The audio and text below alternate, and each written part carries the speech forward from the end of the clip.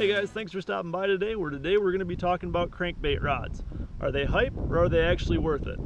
Yeah, I've been throwing crankbaits for a long time, and I caught plenty of fish doing it with a fast action rod. And I didn't really buy into the whole crankbait thing when it first started happening, or crankbait rod, I should say.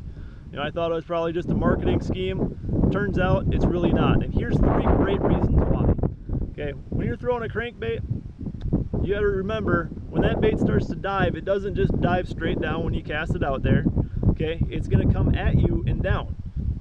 So the longer your cast is, the longer that bait stays in the strike zone, because you figure it out by the time it actually gets down to its depth and then it starts coming back up because you're pulling it up towards the boat. There's very little time in that cast, on a short cast, where that bait gets down where you want it to be, or your target zone is. A crankbait rod loads up so much better than a fast action rod and really just whips that bait way out there. What that'll do, like I said, when it starts diving down, it's going to stay in the zone you want it in a whole lot longer than it is with your regular rod. The second reason is you're going to lose less fish, and to me that's the biggest one.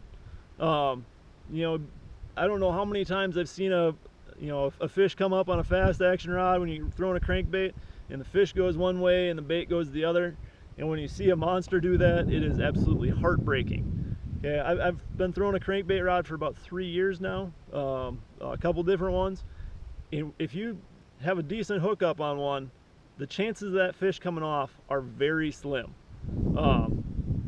You know, they stay hooked up. The only ones I've seemed to have issues on are the real little fish that come and hit them. And I think that's because there's not enough weight to the fish that when you set that hook, it's actually going to penetrate their mouth. Okay, the third point, and that leads into the second one, is you get a better hook set. You know, the fast action rod, I think sometimes we end up getting a little too excited and setting the hook too hard. And what you do is, if it's, you know, like hooked on the corner of the mouth, you know, that light skin, you end up ripping the hooks out of it, or you open up a hole that when that fish does come up, it's going to be a whole lot easier for him to spit out. So let's take a look at one in action here, and you'll see exactly what I'm talking about.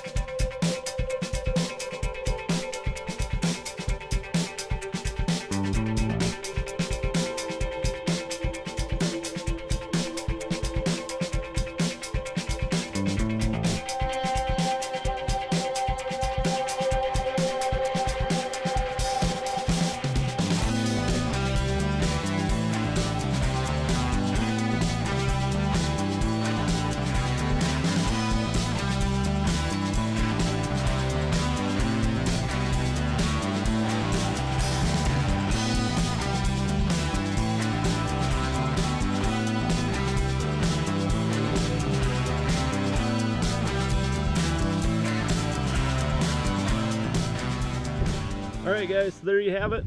Like I said, I don't think they're hype at all. I've been using the moderate action crankbait rod for the last couple of years now, and it's worth every penny to me. I've saved more big fish from coming off. You know, you pull them up and they're just barely hooked by the skin. Like, had that made one hard pull on a fast action, that would have been done. I also want to mention too, if you're fishing a rattle trap around grass or a lipless crankbait type, I still revert back to the fast action just because it allows you to rip the bait through the grass a whole lot easier. Where moderate action, the rod's just going to start to load, and you're not going to get it to pop out of there quite as easy. So hopefully you guys enjoyed this video.